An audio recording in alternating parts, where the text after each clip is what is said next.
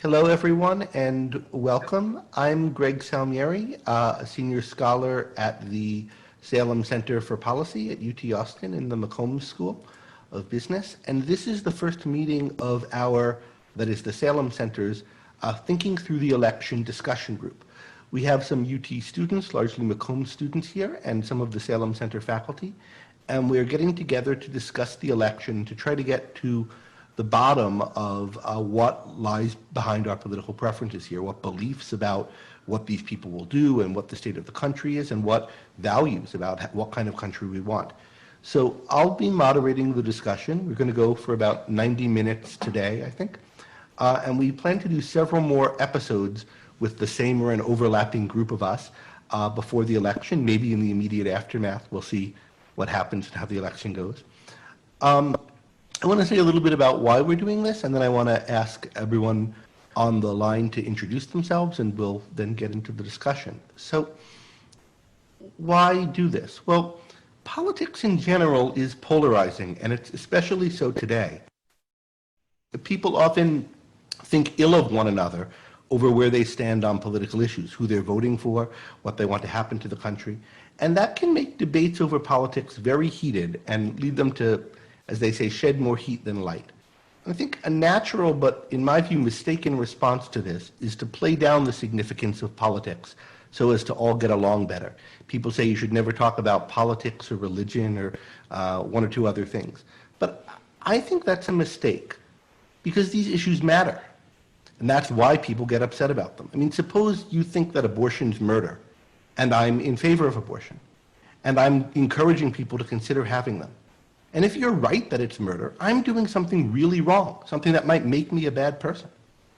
But conversely, if you want to limit access to abortion, and I'm right in thinking that this amounts to consigning women to the role of stockyard animals, then you're doing something really wrong, and you might be the one who's a force for evil in the world. Maybe whichever of us is wrong on this is just making an honest mistake and has the best of intentions. But are all errors that way, including those of Stalin and Hitler and everyone who supported them? And if we don't think that those people are okay, maybe whichever of us is wrong about this, or about Trump versus Biden, or about what the tax rate should be, or about whether we should have a flat or a less flat tax, or how healthcare should work, perhaps whatever of us is wrong about that is doing something really wrong too. There's real reason for moral judgment in political disagreements. But I think there's something that's a lot more important than condemning those who we think get these issues wrong, and that's making sure that we ourselves are on the right side of them, whatever that right side turns out to be. And that requires taking the time to consider all views, including some that seem to us not only false at first, but wrong. And that really requires discussions with people, trying to understand people who agree with us. And if we can all agree to that as a valid goal, it's something we can work together for, even while disagreeing bitterly on much of the rest. And that's a project that I hope we can do in this series and hopefully in future activities at the center where we talk about issues that are contentious. It's a premise that motivates me in discussions like this. All right, so with that in mind, I tried to get together a group here of people with diverse opinions on the subjects we're discussing. We'll see how successful we were in getting that kind of diversity. I'm new to the campus. It's hard to advertise these days, and so we reached you all through a couple of channels. And we agree on more things than we disagree. In some ways that's good, but I'd have liked to have more people who were more different also. So for those of you watching, especially people in the UT community, if you disagree with us, get in touch. And perhaps you can join us in a future episode, or we can just respond to some of what you email us or comment on YouTube, tell us where we're wrong.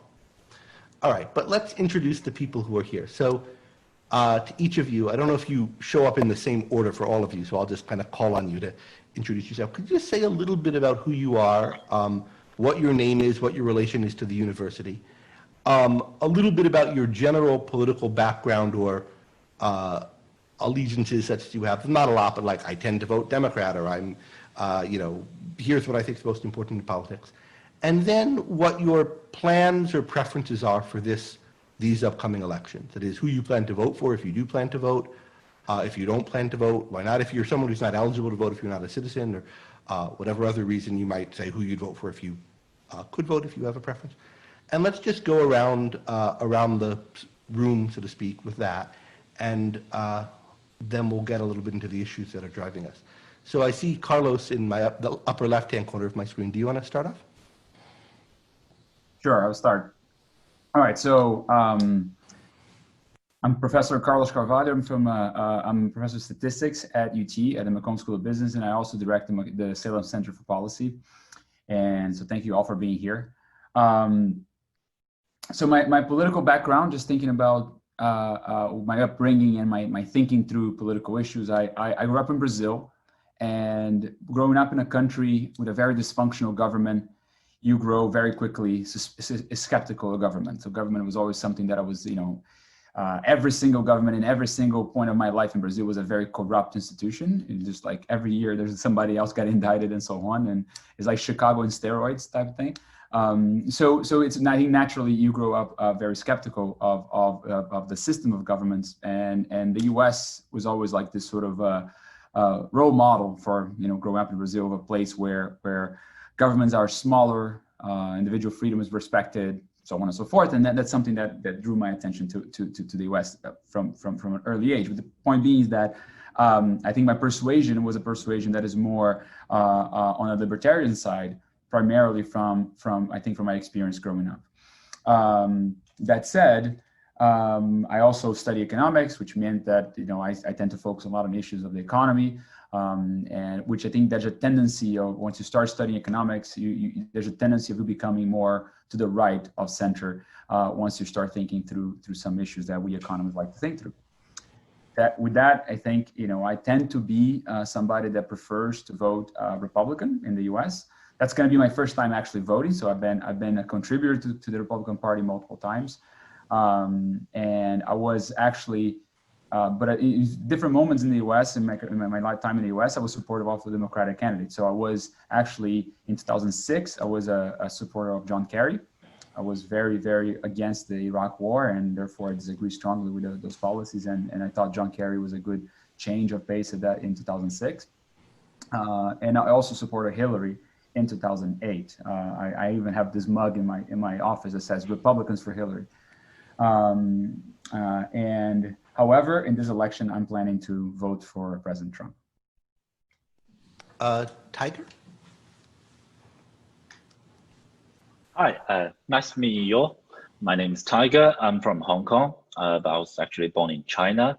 And I'm a McCombs full-time MBA student. I'm the first year. I just got to Austin about 2 weeks. And the reason I joined this group is that basically half of my English was learned from music and the other half was from American politics, starting from Saturday Night Live. I try to understand all the jokes in the show, so I start digging, and then I understand everything about American politics. And then I just fell in love with Jon Stewart, with John Oliver, and now my favorite comedian is Dave Chappelle. So you basically get, my political view. And I consider I moved to Hong Kong 8 years ago, and I basically found my identity there. I was really actively politically involved there. And that's why I'm interested in political discussions. And I was told many times before I came to the States that do not discuss politics and religion with Americans. And for that, I just want to say religiously, I'm agnostic.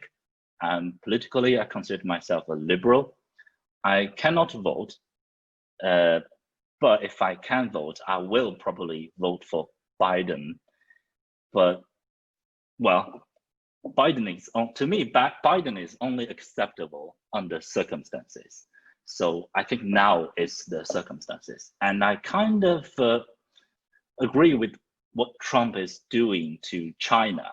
So that's why I'm kind of in the middle, but as a liberal, I will always vote for Biden. And that's all. Thanks. Thanks.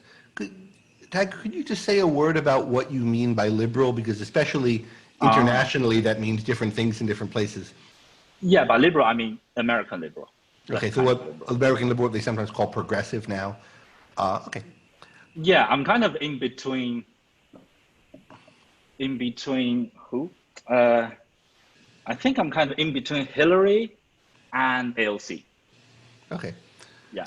All these words shift in meaning a lot is one thing one notices as one talks about politics, not just from place to place, but from time to time. And it's worth thinking about why, but that's maybe something we'll get into another time. Jacob, do you want to tell us a bit about yourself and your how you're coming to this election? Sure. My name is Jacob Gus. I'm a first-year MBA student as well. I grew up in Southern California, in Los Angeles, the Valley, San Fernando Valley. I wouldn't consider myself super political, but I do like to stay informed, and I consider myself somewhere in the middle, somewhat moderate. So I kind of flip-flop when it comes to typical topics and, topics for debate that kind of fall into the moderate bucket, into the progressive bucket, into the conservative bucket. So I kind of have different opinions on different topics. For this upcoming election, I think it would have been a much tougher decision 8 months ago on who I would have supported. But I think after the COVID crisis and some of the social issues that have come to pass these past 8 months, I think I'm also a supporter of Biden at this point. But I don't think it's a clear-cut thing for me. And I understand why people, feel one way or the other. I can kind of see both sides. So that's kind of my take on it all. Could you say just a word or two more about what in particular about the COVID crisis and the events of the past few months have flipped you to Biden? Because I could imagine someone saying, when I look at the past 8 months, now I'm pro-Trump. So what's your take on these months that makes it move you to the Biden column? I think as the president, Trump could have made a bigger effort to compromise and take a leadership role of, let's meet in the middle here. I understand why people want to have their freedoms, and I understand why we need to take precautions. And as the president, he needs to lead, and he didn't lead in this crisis, in my opinion. So because of that, I lost I didn't have much. I wasn't a huge supporter or anything, but, I saw some of the good that he did in foreign policy issues, but he kind of failed for COVID for me. Thanks, Jacob. Catherine? Or Katie? Hello, so I'm Katie. I'm a senior in the IMPA program, so accounting, that's fun. And so I grew up in a very conservative household. I came home and Fox News was on. My dad drove me to school and he was listening to conservative talk radio. And for most of my life, I was like, yeah, this seems the right thing. I'm a Christian. I've been really religious pretty much my whole life. And so I was like, this is it. And then it was my sophomore year of high school that I had a teacher who was also very conservative. And just hearing him talk about wanting to build a wall and a lot of immigration things, it just kind of like flipped something for me where I was like, I don't actually think I agree with that.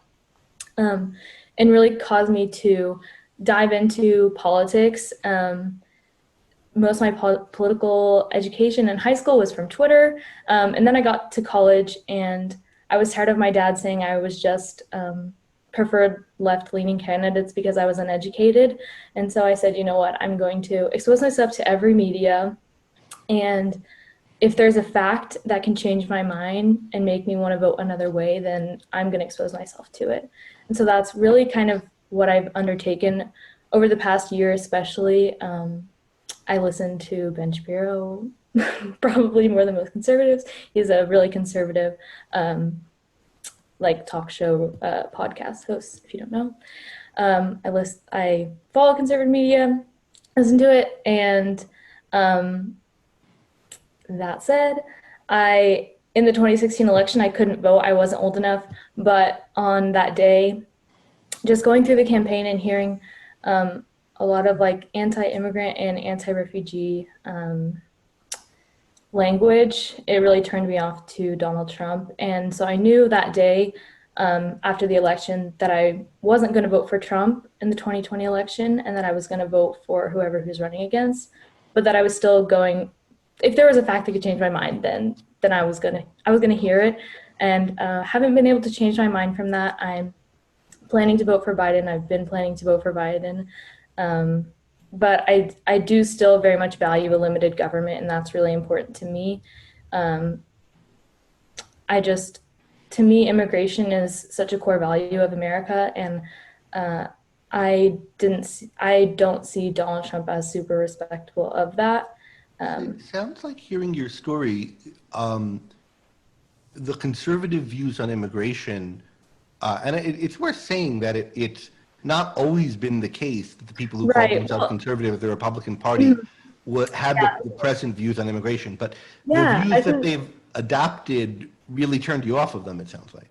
yeah. So I can speak to that a little bit. So I I would say I'm very moderate still. A Republican, not many Republicans like Jeff Flake. I actually kind of like him, and he has pretty open views towards immigration. Um, and that's kind of the thing that I don't like about Trump is I don't really see him as a true conservative. I see him as a populist who has adopted kind of these aggravating statements and views to try to rile people up, I guess. Where do But you that see said, yourself as now generally politically? That is, do you see yourself as someone who like more or less is conservative, would like the conservatives as you think they used to be, but you really disagree on immigration, or has starting to think about the issues that started with a disagreement about immigration led you to disagree with what you see as the conservative or Republican position on a lot of other issues too? Where would you, how do you yeah, think? I would say I tend to lean left. I don't agree with the Republican Party as it stands. I would say if I'm stuck between the two parties, I vote more Democratic. I do vote for both. Um, yeah. We'll get a chance to explore more of this with everyone as we go. That's an interesting story. There's not a lot of people, when you ask them about the political history, because I've done this a lot in conversations, point to one, I heard them talking about immigration, and that really changed my thinking, or I heard them talking about this tax or that. It was a particular issue, and I find that interesting when something, what leads you to start a process of thought that changes your mind either just on that issue or on, other things in addition to it. Yeah. Sam, do you want to tell us a bit about yourself? Yeah, absolutely. So I'm Sam McBride. I'm a second year MBA student in Macomb. And really joining this conversation, one, because I need to be more informed of my political position. I think that's become clear the more educated that I've been. It's been kind of an interesting political journey for me. Growing up, I was pretty conservative. Always grew up in pretty conservative Christian small towns. Actually, I think I've attributed my education to becoming more liberal. And I think that's kind of been reflected in my voting history. So 2012, I voted for Mitt Romney. 2016, I voted for Gary Johnson, mostly because I couldn't bring myself to vote for either of the other candidates. Not because I agreed with Gary Johnson, but just because I couldn't put my vote behind either Hillary or Trump. And then this year, I definitely plan on voting for Biden. I agree with the idea. I very much agree with the idea of fiscal conservatism, but I also lean very far on the social liberal side.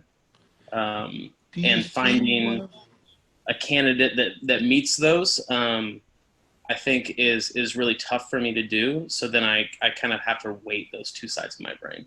So between the two, in the 2016 election and in this election, did you see one candidate as representing fiscal conservatism and the other as representing social liberalism, and that was the choice, or did you see it differently than that? The thing is, I think that you don't get a candidate that is representing one as kind of their core platform, right? So if there's a candidate whose core platform was socially liberal and very neutral on the financial front, I think that would be attractive to me.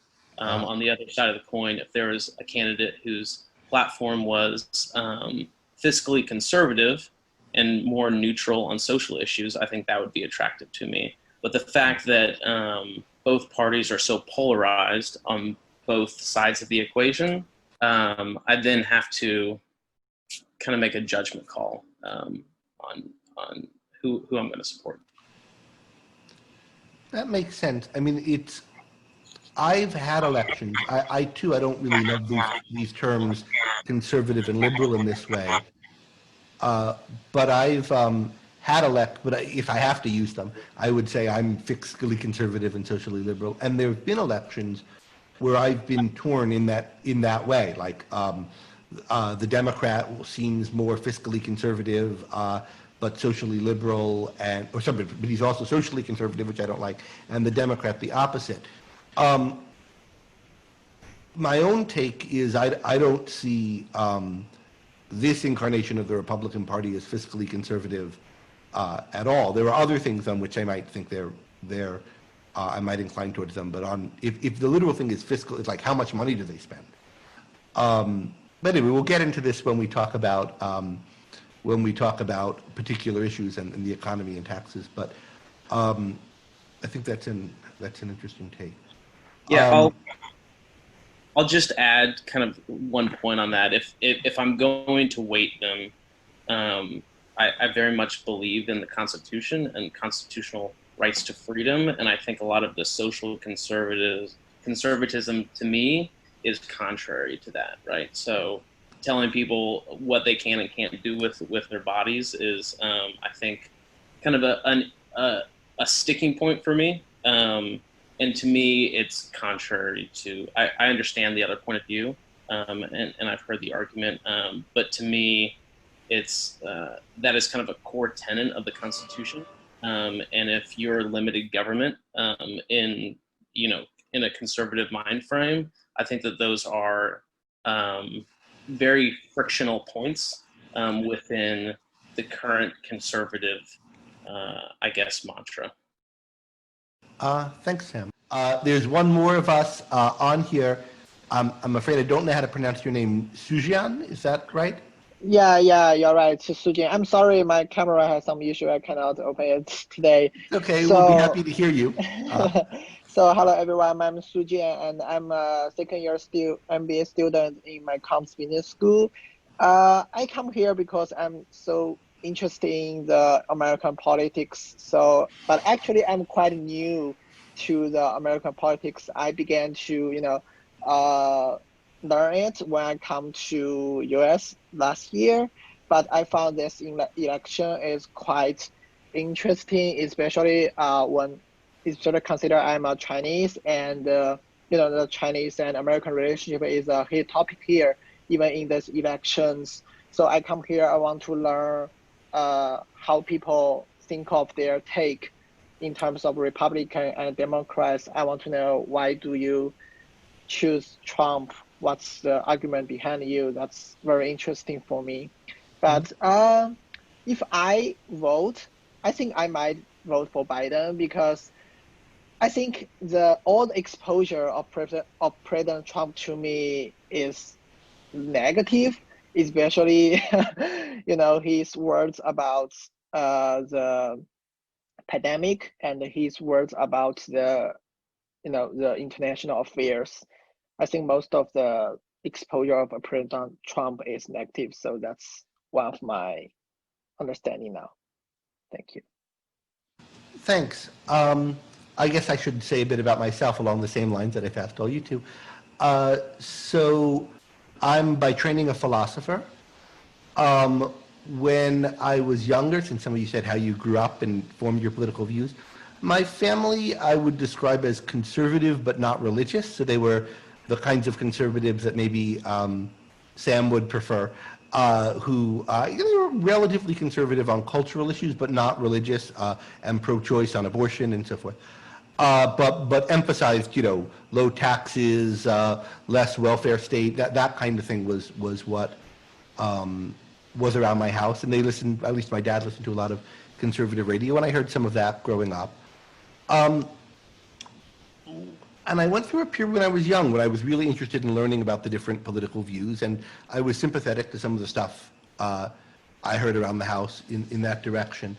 But I came to think of the Republicans that I was listening to as kind of hypocritical. It was a party line. It didn't seem to me that they were really for freedom. And as I became more interested in philosophy, I became particularly interested in objectivism. For people who know what that is, that's the philosophy of Ayn Rand. I characterize myself as an objectivist. And I see myself as a radical for capitalism, for a free society. And that, in my mind, puts me very much at odds with both parties. I don't see myself as a moderate in between them, but someone who's against a lot of what I think they're both for. And I think of them as taking the country not in opposite directions from one another, but in the same direction. And it's a direction I don't like. So I don't see myself as on either side of that debate, or even as more on one side than the other. But in a given election, I think, one side's bound to do more damage than the other, or one side's better on certain issues in the election, or a particular candidate is better. So I voted in different elections different ways. About average how often I voted for Republicans or Democrats, depending on what election it is. And often I've not voted. I've thought, like, these people are approximately the same, or the amount of work it would take me to figure out which is 0.5% better isn't worth it. That said, I voted for Romney in the Romney versus Obama election, and I don't regret that vote. I wish Romney had won. I voted for everyone who's lost in recent elections. I voted for Hillary Clinton in 2016, and I wish she had won still. And I'm planning to vote for Biden this time. And on none of we know who's going to lose that. Yeah.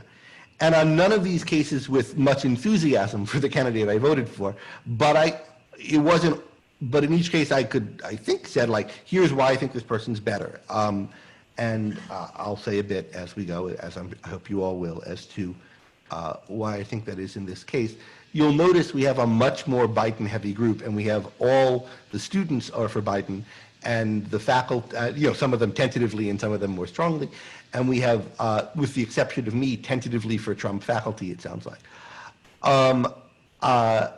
I was hoping we would get a more mixed group, but, things are what they are. And I hope those of you who are whether enthusiastically or tepidly interested in planning to vote for the president in this election, some of you will get in touch. So it would be good to have particularly more student voices from that side on the call. And we had a few in our survey, but not everyone in the survey has made it to the call. Just so people know, we started this out by sending a survey around, and for people who are interested in what are your views and so forth.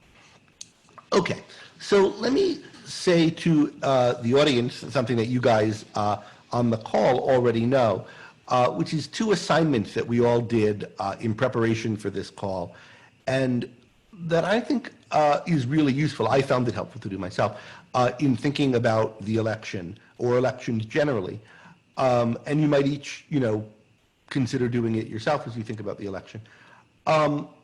For each of the 2 candidates, Trump and Biden, and there are more than these 2 people winning, but I think we all think it's going to turn out to be one of them.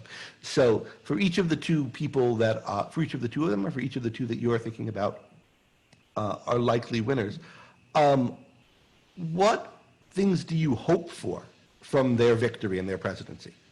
You might, for example, not like Trump, but think he'd be pretty good on this, and so hope if he wins, he'll do this good thing, or this good thing will happen, and likewise for Biden. So what things do you hope for? What's the things you would like to come out of their presidency that you see as possible to come out of it? And then conversely, for each of them, what things do you fear or worry might come out of it? And I think it's good to get those things listed and try to make them a little bit, not like hyper-specific, but not just the country will go to hell in a handbasket or everything will be great, but specifically what things you think will be better or worse. And think about, like, how sure are you of that for each of them? This is what I think we'll do in these coming sessions. How sure are you about the things you think will get better or worse with one or the other? And how important are they to you? And are you right to think they're better or worse? You might think, for example, Biden will pass a certain law and you think that law is great, but the more you think about it, maybe you're sure he will pass it or try to get it passed, but you think, maybe it would be bad if it passed after all, or the other way. So that's one assignment, just 4, cells. The hopes for Biden, the hopes for Trump, the fears from Biden, and the fears for Trump. And we can think about both how realistic these hopes and fears are, why we have them, and then are we sure that they'd be good or bad if they came to pass. So we'll talk a little bit about the results from that. That's one preparatory assignment, and I'd encourage people thinking about the election to do it. And the other, and this is the one I want to turn to our responses to right away, is to think about some of what you value about America, or if it's another country that you're voting in, about that country. Things that you think are good about the country that are at least somewhat distinctive to it. They don't have to be absolutely unique, but they have to be like, not every country has this thing. And it's good, and I don't want to lose it, and I want to preserve it and promote it. And it doesn't have to be perfect about the country. It could be you think there's a lot of room for improvement, but still it's good. It's a good thing that not every place has. And this is part of what I love or value in valuing this country, and it's part of what I hope my government will foster, promote, get better at, and try to avoid them ruining it. So let's start with the answers we got to asking that question. And I was impressed by how much similarity there were in our answers, with only a few tweaks of words, like synonyms or things that seem to be about the same thing. I got a lot of us saying some of the same things. So I'll say 5 of us, that is 5 people who filled out the survey. I'm not sure if that's a one-to-one match for people who are on more people filled it out than are here. So, but 5 of the people who filled it out cited in one way or another opportunity as one of the things they value about America. The opportunity, and I take it mostly meant, kind of economic opportunity, social mobility economically. You can start out poor and make something of yourself and so forth. So opportunity, that was a big one. And the second one, also cited by 5 people, was individualism. Some put it as individual rights or respect for the individual, but somehow America is a country that takes seriously, protects, respects individuals in a way that some other countries don't. So that's something that there seemed to be a lot of consensus on. And let me mention a few others that we had a lot of consensus on. So 4 people cited diversity as something that's good about America. It's got a lot of different kinds of people in it. Some of them specified they meant from all sorts of different places, so diversity of national origin, and we're seeing that on our screen right now. Diversity of race. I don't know what other, people might have had in mind other kinds of diversity too. Diversity of opinion, diversity of religion. But anyway, diversity was the word that was used a lot by at least 4 people. 4 people cited in one term or another that we have a culture that values innovation and entrepreneurship, that there's a lot of innovation going on here, which is not true of all places at all time. And 4 of us cited free speech as something that we thought America was good at, that we valued about America. And I'll mention 2 other topics cited by 3 people, rule of law and a free economy or property rights.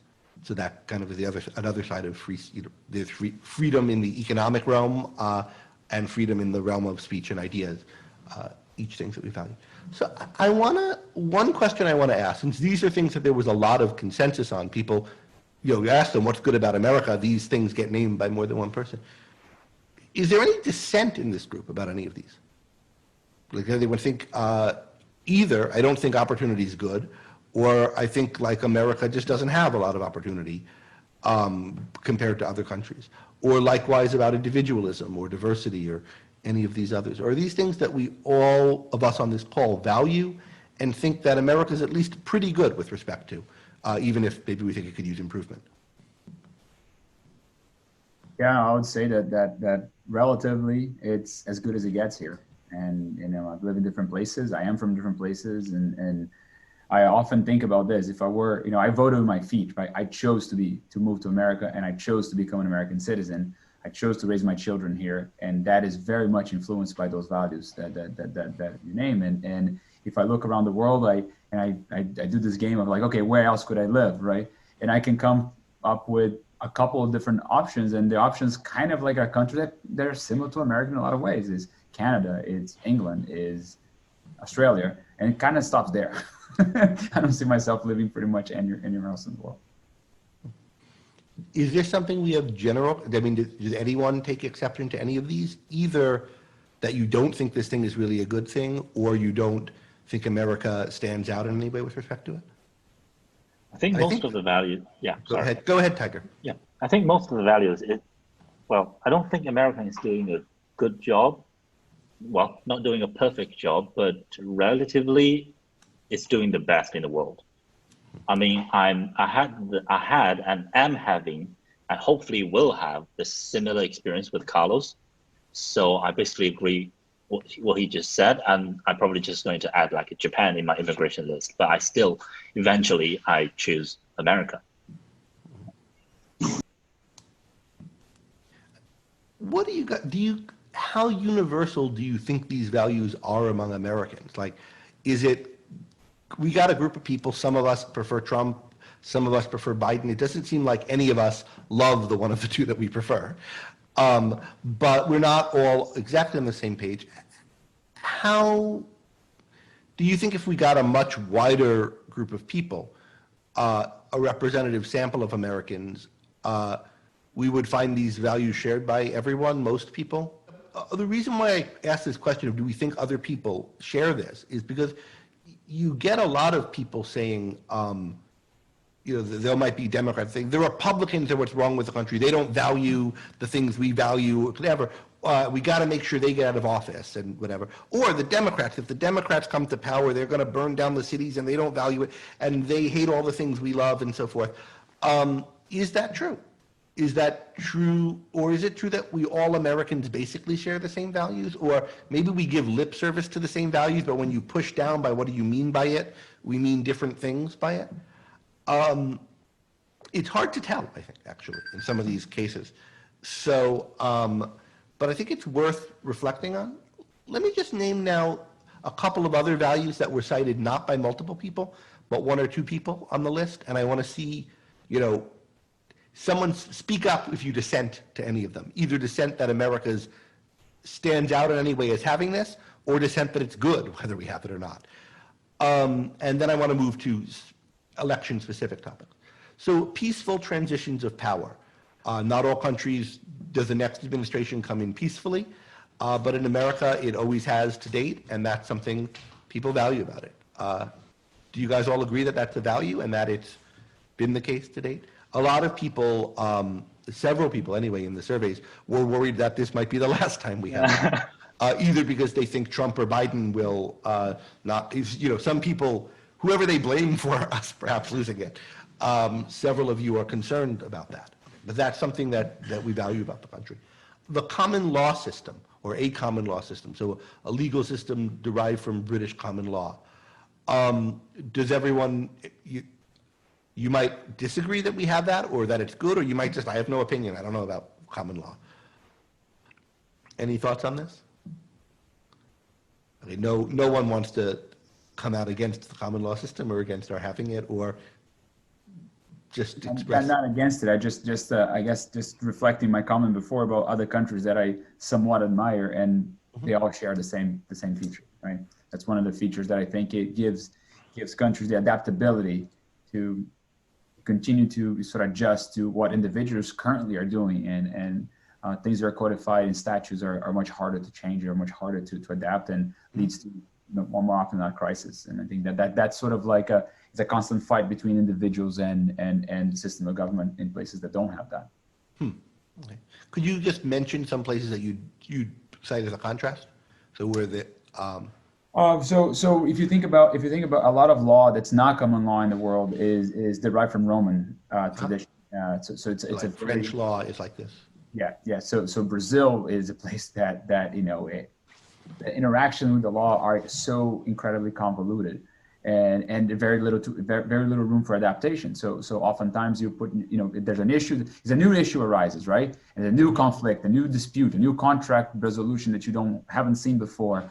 And in a common law system, you can just look for examples in the past and try to like, well, this looks like this one here is not perfectly matching, but let's adapt, and the judge will make a ruling that somehow takes that into consideration. Clearly, it's complicated, and it goes to the Supreme Court, and we're fighting battles on that and all that. But in a place like Brazil, where I do have a better understanding of it, it's just there's no resolution. And you have the situations where it goes on for like 15, 20, 30 years on a contract dispute, because you really don't have a vehicle to clear it up. So, for example, one of the things that's most important about places that have common law is the ability to dissolve companies, the ability to dissolve bad ideas, the ability to dissolve bad ideas. So places that, you can try stuff, and if it doesn't work, you clear the problem, right? In the US, you can do that. You can go bankrupt. It's fine. You can solve the problem. In Brazil, I have a brother that's an entrepreneur. I mean, he carries on a ridiculous past with him because, a couple of times things go wrong and there's a lawsuit, and there's no way to clear it. It's literally, there's no way to clear it. He will die with pending lawsuits that are not even, there's no way to resolve it. All right, thanks. But add kind of my, I guess, perspective on it is that one of the reasons that the U.S. is the financial capital of the world is because of the rule of law.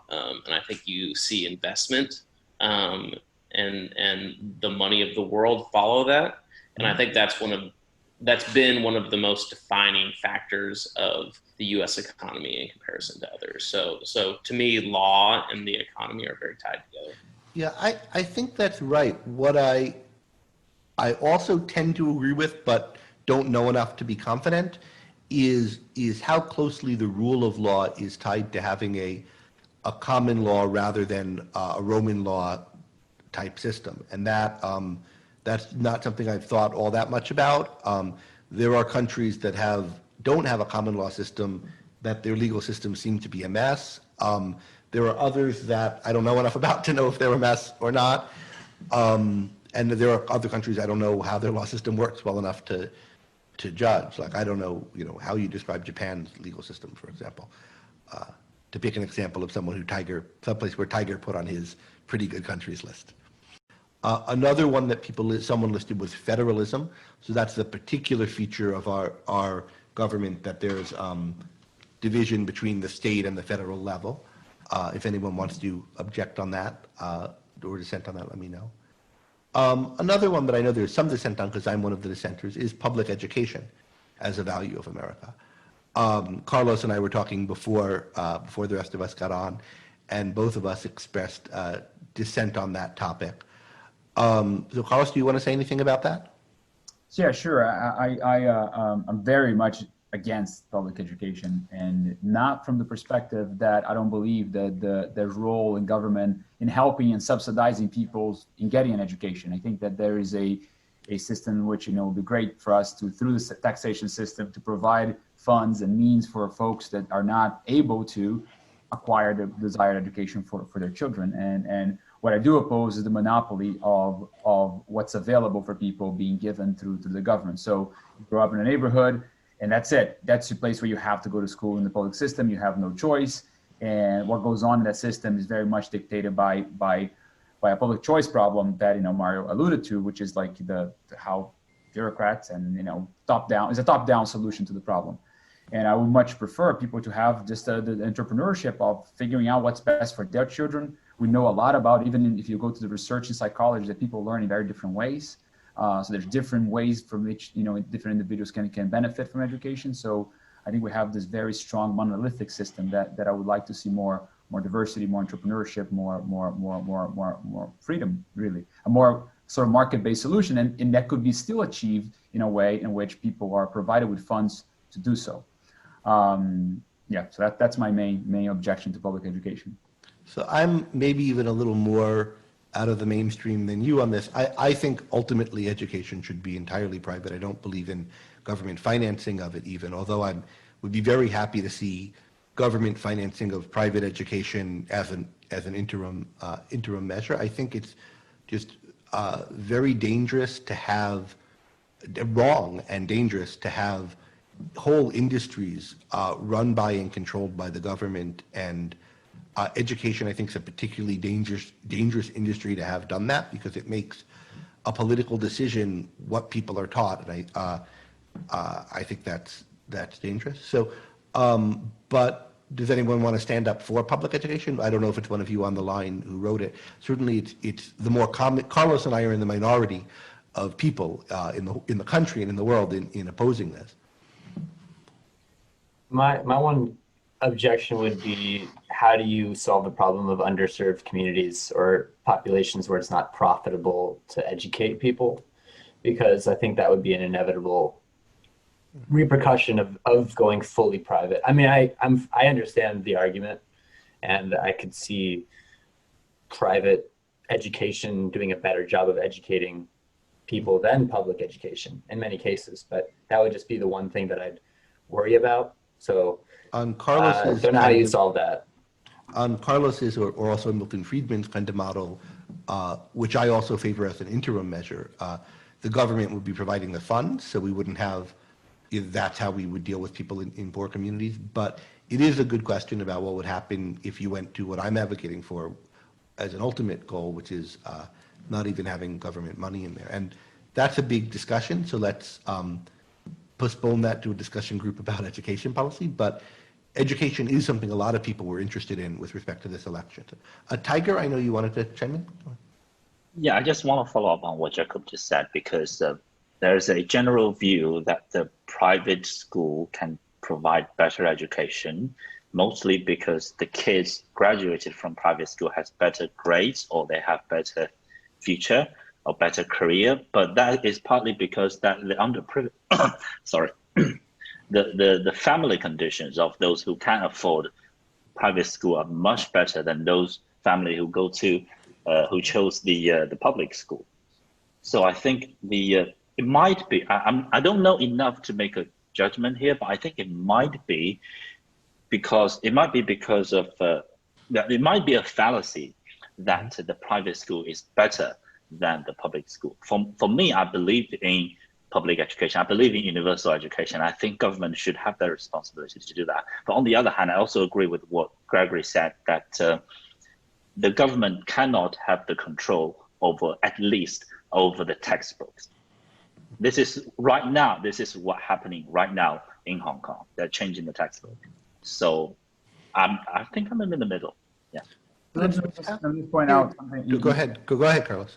Yeah, just let me be clear that when I say I would prefer to take away the monopoly from government in public education, I'm not saying that necessarily I'm looking at private schools right now and saying, oh, they have better outcomes and that's why I want to do it. That's not necessarily what I'm saying, in the sense that you're absolutely right. There's a selection issue, right? People that go to private schools have better means, better family, better education at home already. So if they do better, doesn't mean that the school is a reason for them to do better. That's not what I'm saying. And in fact, we have a lot of there's a lot of data already and observations on the role of charter schools, which are situations where some people in the country are given the choice of getting a voucher and deciding where to put their kids in. And some people make the choice to go there. And I think that there's a lot of very positive indication that the kids that go to more places that are more adaptable to their sort of needs as kids actually do pretty well. So yeah, make that distinction between them. It's not necessarily the fact that private schools currently do better. That's not what I'm saying. Yeah, I'm also I think some private schools do better than some public schools, and some public than some private. So my view on this also isn't based on, what the test scores are for these some subset of schools versus others. Yeah. It's also, you point out that the government's changing the textbooks in Hong Kong, that is the CCP, the mainland Chinese Communist government, and that's a particularly troubling case that's happening quickly. But we see that going on in America too. That is, textbooks are adopted by government, sometimes local town boards of education, sometimes state boards of education, sometimes it's usually either local or state in American government.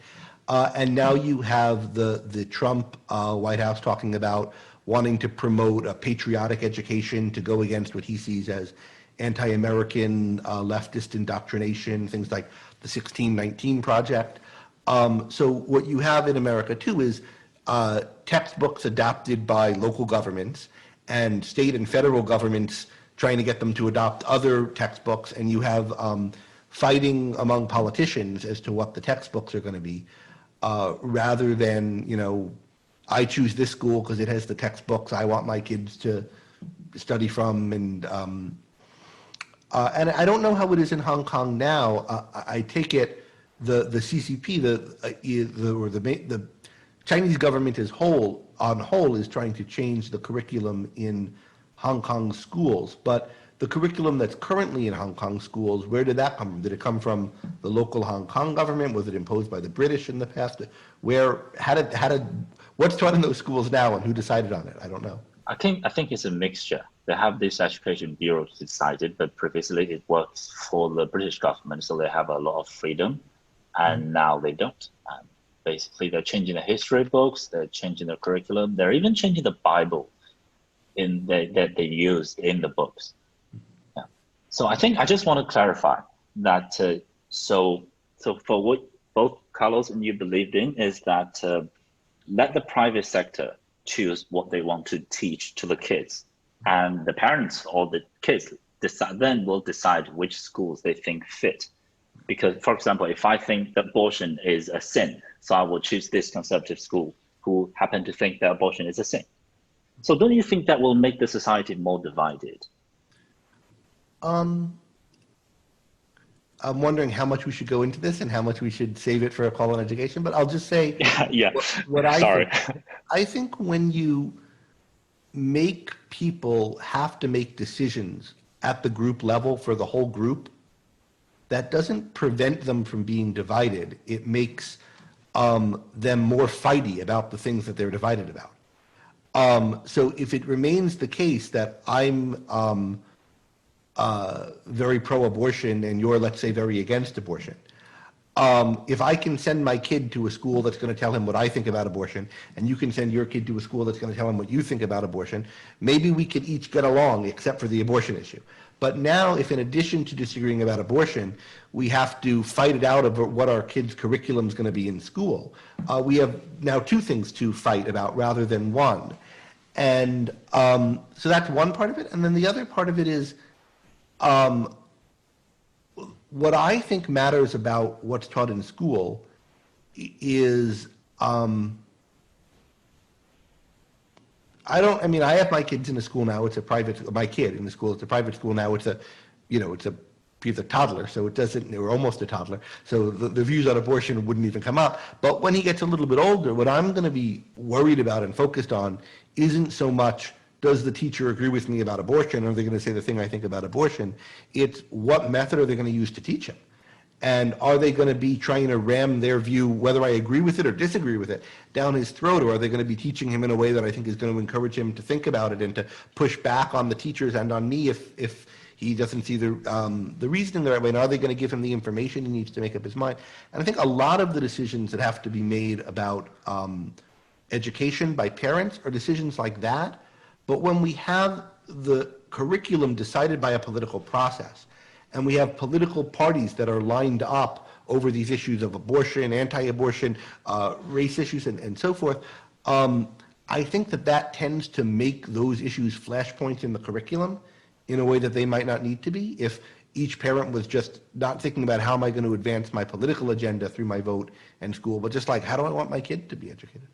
So, but now I've given my speech on it. But let's have a call at some point, whether it's part of this series or another on education choice. Yeah, Carlos. Well, let's just say one thing, because I think that I actually have a bit of a concern that I agree with Tiger on that. I think that there is some sort of like a common story that if it's possible to have a common story that we all share in some ways, makes it for unity in a way that it can be very positive.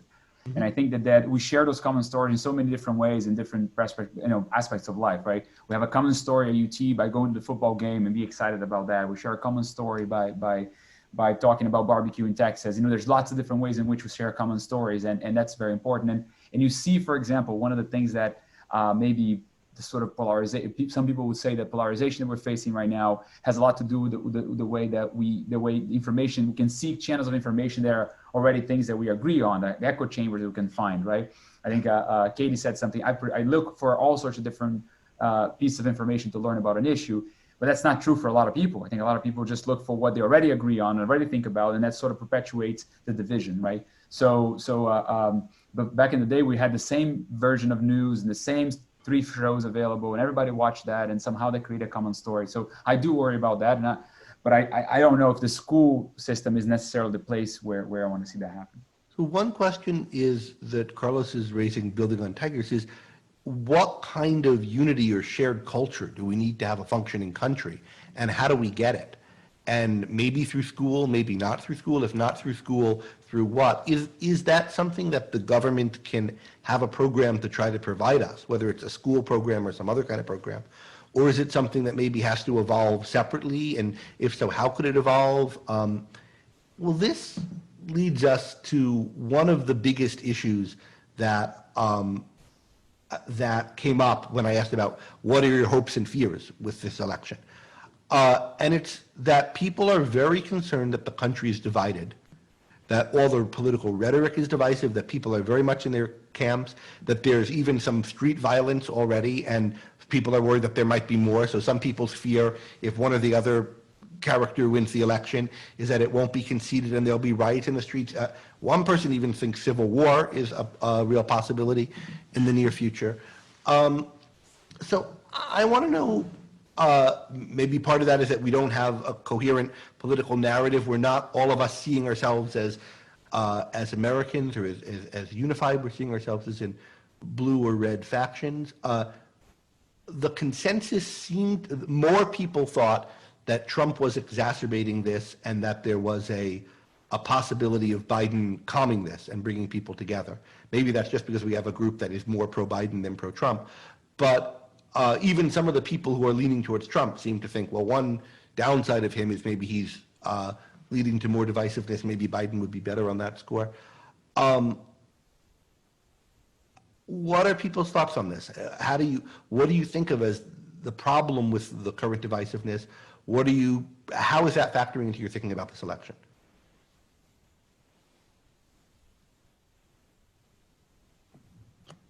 I guess I'll start it off. Yeah, go ahead. So this is one reason that I really prefer Biden. I think Biden would do more, I guess, as a figurehead to unite, at least through language. For me, I see Trump's past 4 years as still being on the campaign trail for him, and very much uniting, like, I guess, speaking to his faction and being a president to his faction. And I don't see him as being very concerned about being a president in the eyes of the other half of the country. And do you think Biden would be different? How do you think Biden would be different in that respect?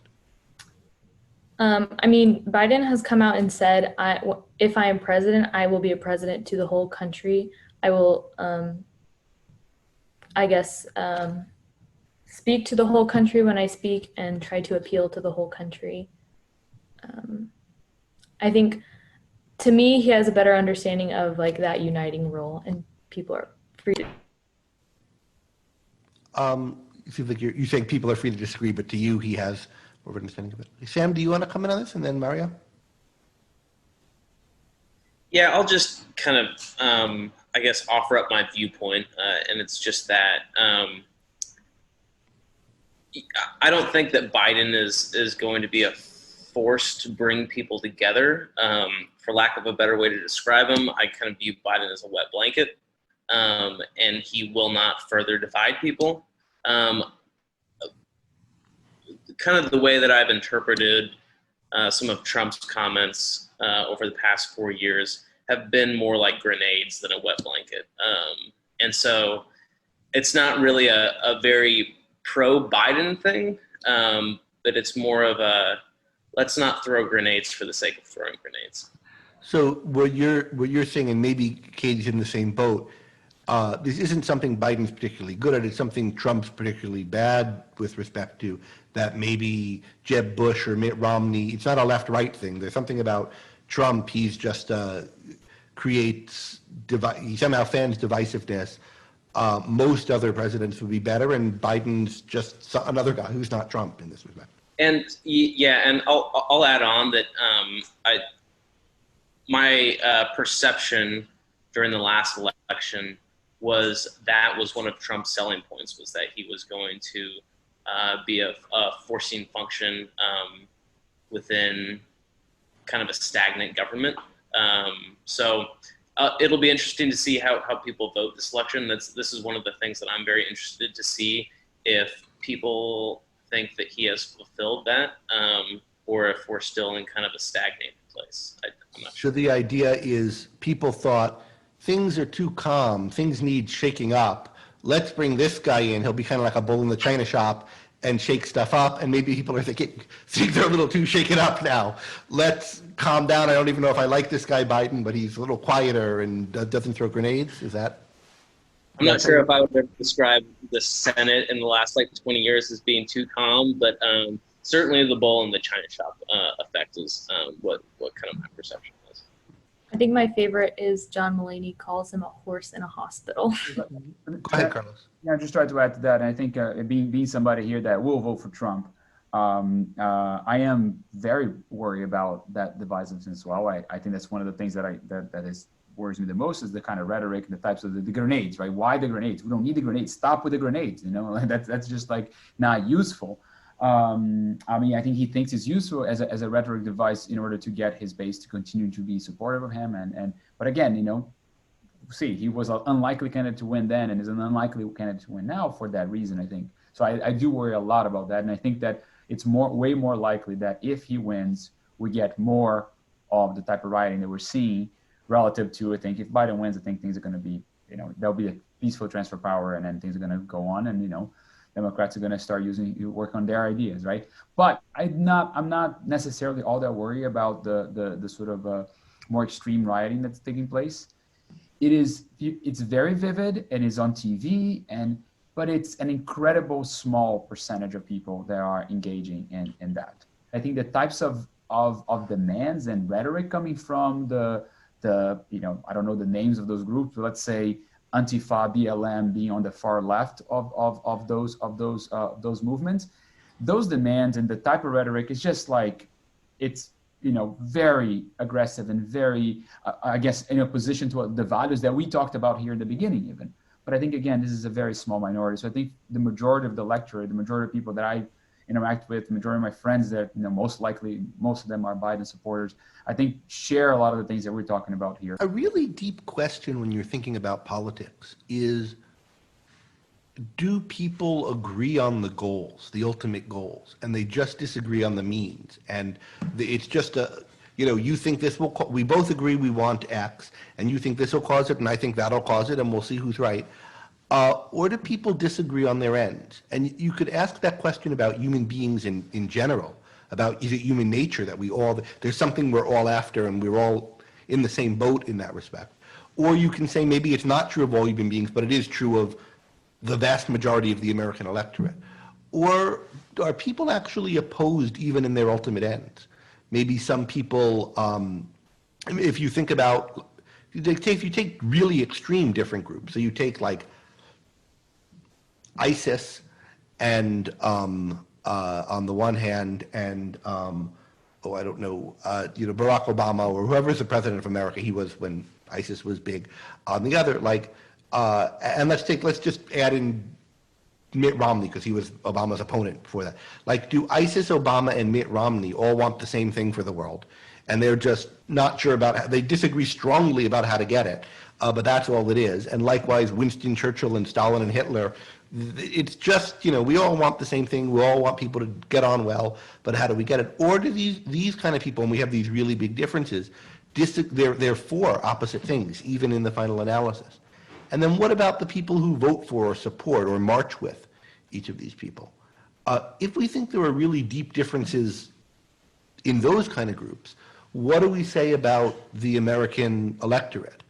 Is it Americans all basically want the same things, but they disagree about how to get them? Or do some of us want one thing and some of us want an opposite thing? Or maybe it's that there are conflicting motivations even in the same person, so that, or in the same political party. That last is my view. I think there are really different types of motives in people.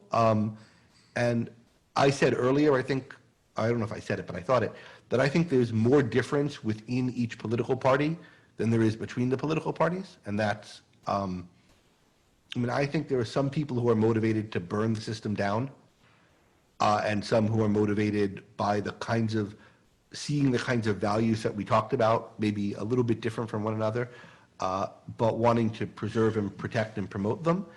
And I think both parties have people of both sorts. So I kind of agree with Mario that there's a real problem in America along this line, to some people who want to just burn it down.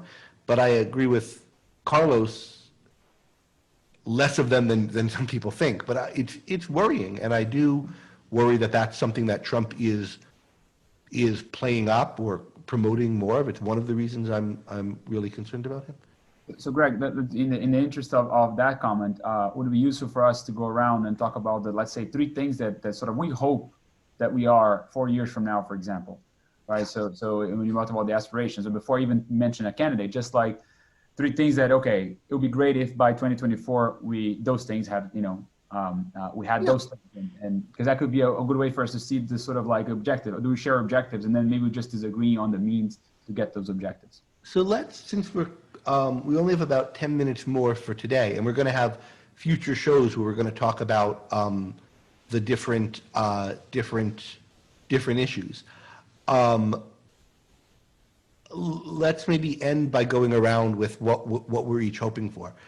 But let me just do one other thing first. I mean, it's in this group, it seems like there's consensus that if one of the candidates is more a cause of there being increased violence, animosity, political strife, it's Trump.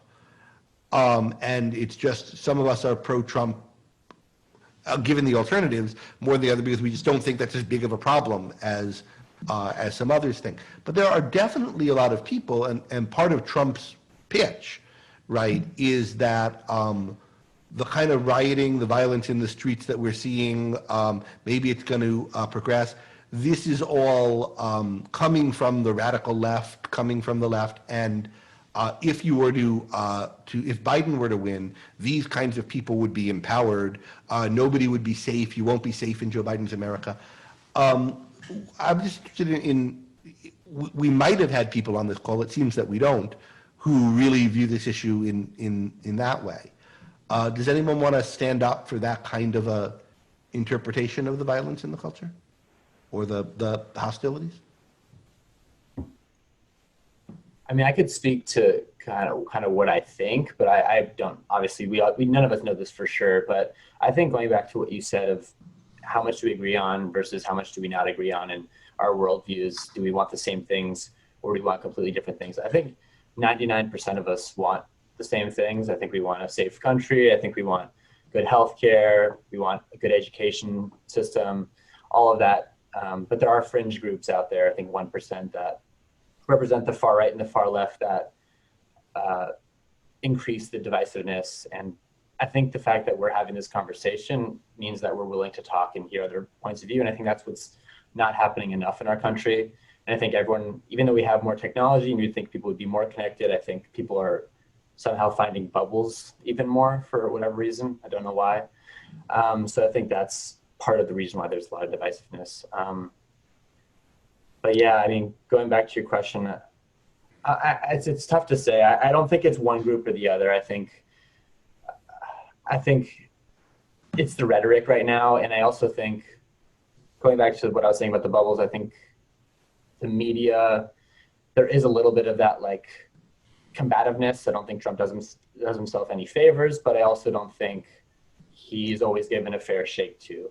So it's kind of that problem right now, and hopefully there's a way to get around it. But I think that's the biggest cause of the division right now. Sam, did you want to comment on this point? I was going to comment just really briefly on Jacob's point of why technology enablement has somehow increased divisiveness. If you haven't listened, and at the risk of being the person with the liberal views to suggest a podcast, the New York Times has a podcast called The Rabbit Hole, which talks all about how social media and interconnectedness have driven people to polarized ends. So it's an interesting kind of factual view on how we've gotten to this point. Yeah, there's been a lot of thought about that recently, and from the number of good resources on it. It might be a good topic for us to take up at some point. All right, let me just name some of the other big topics that I'd like us to discuss at some point in this series, and say a bit about what I hope we'll do in the future of the series, and then let's go around with our best case scenario for the election, and we'll end on that positive note. So there's a lot of worry that one or the other candidates will lead to a type of authoritarianism or a move towards authoritarianism, and I'd like to talk at some point about how we each understand that and what that would mean. There's a lot of discussion and a lot of disagreement, even among us, about which one is better on foreign policy, and in particular, which president is more likely to lead to a curbing versus an encouragement of abuses of rights on the part of the Chinese government, both within mainland China and of Tibet and Hong Kong. And that's, I mean, we have two people from China in our group, so that makes sense that there'd be a particular focus there, but it's also something I'm very interested in, and it wasn't only the people from China who have brought this up, and I think it's a big issue on the world stage now, and it's interesting that it's not, oh, well, if you're concerned about China, you'd think Trump's the better one, or you'd think Biden's the better one. There's actually a lot of disagreement about who would handle foreign policy better, so I think that's a big topic.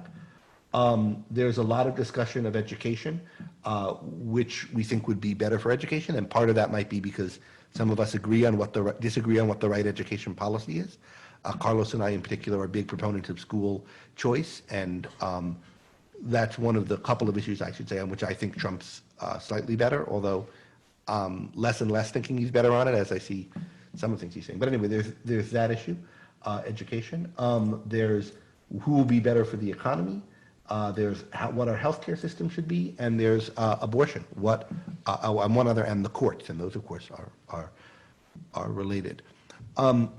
So those are topics I hope we'll talk about in future shows. And what I'd like to do is, we're going to have the debates are starting, and so I think we'll have our next show after the first debate, maybe a week from today. Maybe we'll see what times work for people, but I think the default is a week from today.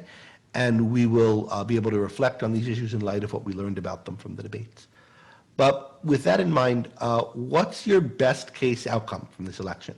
And let's just go around and end with Yeah. that. So to me, the political landscape is 2024 is short-sighted. I think that's part of the problem. But with that 2024 target, I hope we get back to a point where our elected leaders are having civil conversations, and that we have a 5-4 court. I think a 6-3 court, it just on either side is just not something that is healthy. So a 5-4 court, and I hope that with Biden in office, and then people in the Senate like Mitt Romney that are willing to come to the aisle, that we can start having those healthy conversations. I'll go next. So I'm pretty close to Sam on this. I would love to see a 5-4 court rather than a 6-3 court, and again, in either direction. I have disagreements with both sorts of judges, and I think it's good when they're balancing each other. I've pretty much given up hope on that. I think we're going to get a 6-3 court, so I don't see that the election as turning on that. But what I'd like to see happen, and I think this is a best case scenario, but hopefully some subset of this will happen. Hopefully a large Biden victory, I think, would strengthen the more moderate, pragmatic wings of the Democratic Party, and weaken the parts of the Democratic Party that's represented by AOC and Bernie Sanders. And I think it would weaken the parts of the Republican Party that are particularly harping on anti-immigration and certain culture wars issues, and strengthen the parts of the Republican Party that are more concerned with things like entitlement reform and the kinds of things where I think they're better. I would hope that a Biden presidency would include trying to restore civil discourse, trying to have a little bit more turn down the temperature on politics. I would hope that either the Republicans control the Senate, or if the Democrats do, they decide not to get rid of the filibuster, and ideally that they, although I think this is a pipe dream, would put back in place the filibuster for nominations. And that in the first couple of years when there'd be more momentum, that part of the focus would be on having greater congressional oversight of the executive branch, and on working out some kind of coherent COVID response plan. And then hopefully we get in future elections a Republican Party that's a little bit more to my liking, becoming competitive nationally. So those are my best case scenario hopes for the election. I think some of them are pipe dreams and some are a little more realistic. Let's do Jacob and then Katie and then we'll end with Carlos. I like a lot of what you said. I would say civil discourse, like Sam said, I think would be great. I just want people to be able to talk, to be able to compromise. I think that's how our government was founded, and the intent of it, and the balance of powers as well. Going back to what you guys were saying about the courts. You know, it's tough to say. I do hope that the country can get a little bit more united, and I do want there to be. I don't want the very minority voices to have such a big influence on our discourse. I do want the people, 90% of the country that kind of wants close to the same things, to kind of be the larger voice on most cases. But I don't know, I kind of, in terms of foreign policy, I think China is a big issue right now. I do think the government needs to take a stronger response to some of the things that they're doing, the aggression they're showing in certain parts of the world, the influence they're trying to place on different parts of the world to destabilize it, to get their own end. So I'm hoping that the country can kind of show some cohesion and some response to that. Do you have greater hopes for America being able to respond to the things you're concerned about from China under Trump or under Biden? I think Trump's been more vocal about it. I do think Trump, in a lot of ways, shows strength in foreign policy that I think tends to help out the U.S. I think under Obama, there was a lot of destabilization that happened, especially in the Middle East. I think what we've been seeing with Israel, the peace agreements that have been struck, I think that's a good thing. I mean, I don't know why that would be seen as a bad thing, and I think that should be seen as a win for the country. But I don't know. I don't know for sure. Biden is, I think, more moderate than we realize, and I think maybe he can do an okay job of balancing the needs of our country domestically as well as foreign. So I'm not 100% sure.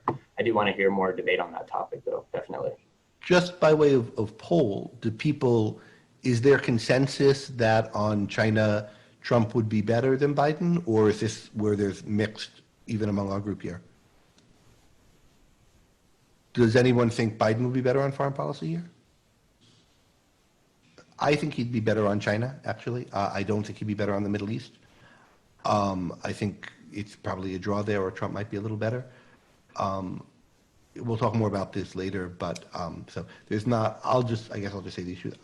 Trump has been very critical of China, but my sense he's been critical of them for precisely the wrong things and not critical for the ones that I think is more important. So I'm more worried that he would sell out the human rights issues for a trade deal he liked, and the trade deal that I don't think would be good for us. But so there's at least two of us disagreeing with one another on the Chinese issue. But that'll be, I think, hopefully that'll come up more in the debates, and we'll get to see more where both sides stand on particularly the current issues in China. And I really hope there's some talk about Hong Kong and Taiwan in the debates, which I know is an issue several of us have raised. And I think it was Katie is left yet to go, right? And then Carlos. And Tiger. Oh, did Tiger not go yet? You know what's happening? The screen is moving around as people are. I had a geometric way I was going. Okay, so Katie, Tiger, then Carlos. Okay, I have to say I agree with a lot of what most of you have said so far about one thing that I really hope to see is a little bit of depoliticization of the courts. I think 5-4 is where I'd like to see it be too. Again, I don't think that's going to be how it shakes up, but gosh, I was thinking about it.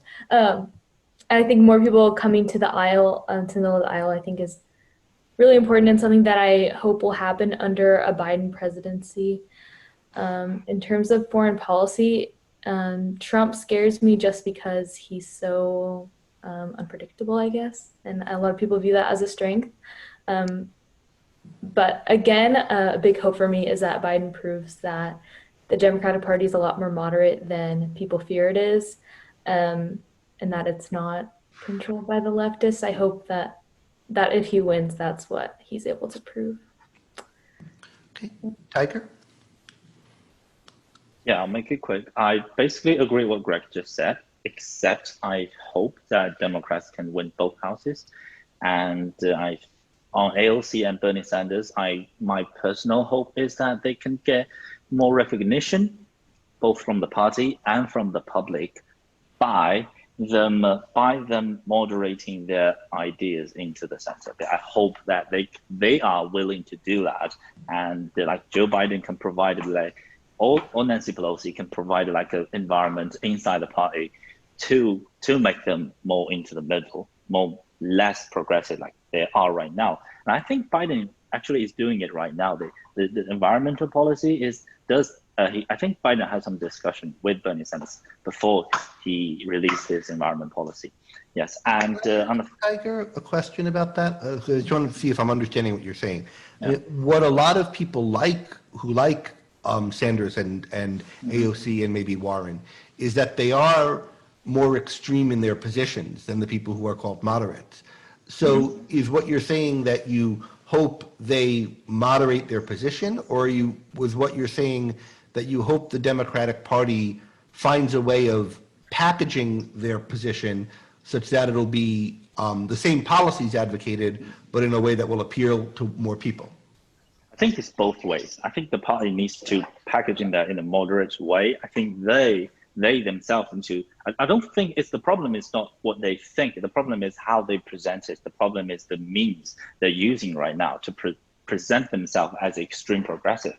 So I hope that they will show more will to cooperate, and I hope they can understand that you need to get voted to do this. And I agree with what you said. I understand what you do is right, but I don't think you can get votes, because I think most people vote for Biden. Most Bernie Sanders supporters vote for Biden is because they think Bernie Sanders won't get as much as vote as Biden, not because they don't agree with Bernie Sanders. So I think my hope is in the next 4 years that the progressive Democrats can think about it at least. Yeah. And on a further note on foreign policy, I don't think Biden will be that much strong to China like Trump do right now, but I think Biden will be really strong and aggressive to China because he has to, because the momentum right now is like that. But what I'm worried is that as soon as the momentum changes, I think Democrats and Republicans, they're just the same. They can sell out the human rights with a blink of an eye. Yeah, I agree with that. That's exactly what I'm worried about. I hope the momentum continues, and that's why I'm opposed to China. I still want to vote for Biden, because I think as a voter, you should vote for what you fundamentally believe in, and everything else is just you can use your vote, you can use your political rights, you can use your freedom of speech to force that person you voted for to do what you believe in is right. And one last note is that I hope in that 4 years later, more nations in the world can recognize Taiwan as an independent country, and that's all. Good. One thing I think we'll talk about in future sessions is where do we stand on the left wing of the Democratic Party, the Sanders, the AOC, the Elizabeth Warren, and I think we'll stand in different places on them. Do we think they've got a lot of good ideas, but maybe they throw too many grenades? They're kind of like Trump. Some people think of Trump. Or do we think, no, we think their ideas are bad, and that's the problem. And I think different of us. So you clearly come down in the first of those two camps. I come down in the second, and we'll see where others do as we talk about it. Carlos, do you want to take us out? Yeah, so me and Mario, we teach a class where we spend a lot of time in the beginning of the class teaching about progress, talking about human progress, and not talking about human progress the last 10 years, talking about human progress the last 300 years, right? And if you take that perspective, I like to say to the students that, and I say that to my friends and they get mad at me, is that today is the best day in human history and tomorrow is going to be better. And I mean it. I really, truly believe it, because we are in this path of growth that's been unstoppable for the past 300 years. And all of it comes from economic growth. All of it comes from our ability to do more with less. And so I vote basically on that. Who I see is the candidates, a set of ideas that has a higher chance of delivering on economic growth, because everything follows in my view. With more economic growth, there's better healthcare, there's better education, there's better environment, everything gets better. So we need more money everywhere, always. And unfortunately, I think that, you know, I'm in a position where I have to vote for a candidate I think is flawed in so many ways, because I do think, and he has shown me in the past 4 years, that the 2-3 bills that got passed in the Congress, the main important things that got passed in Congress, are bills that are actually very pro-economic growth. The actions that were taken in terms of the regulatory state are actions that are pro-economic growth, and the data validated that. That came at a big price of rhetoric and also things. So what I would like to see 4 years from now is a country that has grown a lot in terms of economic growth. And with that, more people have opportunities, more people have better things in their tables, and their kids have better things, and so on and so forth. In getting economic growth, one of the major things that we need, for not only for the US, but for the world, is a freer system of trade, which again, in a paradoxical way, Trump has been somebody very anti-trade, and yet somebody that has able to strike more free deals than perhaps other administrations have done. And immigration is the other one. Free movement of labor is imperative for economic growth. And that's something that I think it's the rhetoric coming from Trump is just atrocious, right? And it's unfortunate that we are in this situation. However, when I balance everything, I do think that I'm looking at a candidate that has a higher chance of delivery on economic growth. And yeah, so I haven't seen not even one single idea coming from the Democratic Party since 2008 that speaks to me in terms of economic growth. And that's what worries me. I think there's a lot, and that's where I stand. So hopefully more money in 4 years. Good. And economics is definitely, particularly given the group we have here, something we're going to have to spend a lot of time on one of our future episodes. I want to thank all of you for joining me. For those of you in internet land who are watching us, particularly those of you who are University of Texas students or faculty and who think we weren't pro-Trump enough, or not enough of us were, we were too down on AOC or Biden or someone else, who want to voice a kind of view pertinent to the election that you're not hearing here, get in touch. We'd love to have you join us going forward. And we want to really talk through the issues. This show was more about introducing ourselves and our overall context that we're bringing to this, but I hope we're really going to dig down into, you know, what does Trump mean for the economy going forward? What would Biden mean for the economy going forward? How might immigration change under these different people? What particularly might be done with China or with peace deals in the Middle East? What will happen to education? What will happen to healthcare? What are these people really for? How different are they? How the same are they? And what do we respectively want in these fields? So I hope you'll join us to talk about that in the future. And I hope you in internet land will get something out of this conversation in the future ones. We'll be back probably about a week from now.